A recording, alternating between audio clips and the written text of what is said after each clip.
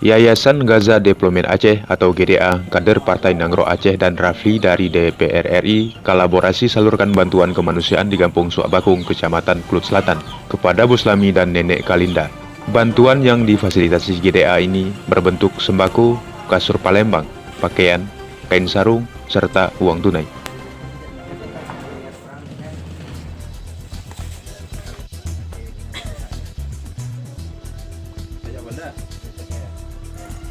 Ketua GDA Khairul Munadi mengatakan, dengan adanya bantuan ini bisa mengurangi beban warga kurang mampu, terutama pada saat menghadapi bulan suci Ramadan beserta bencana COVID-19.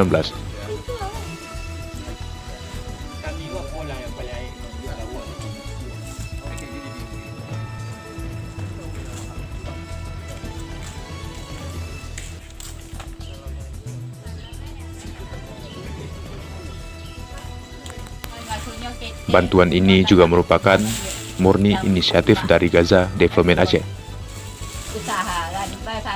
Yayasan Gaza Development Aceh berharap kepada seluruh masyarakat Aceh Selatan agar dapat berkontribusi serta saling membantu.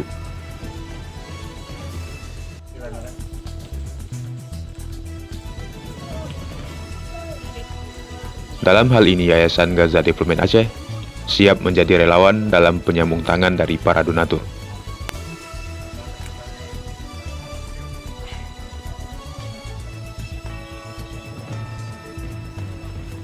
Oke, nenek.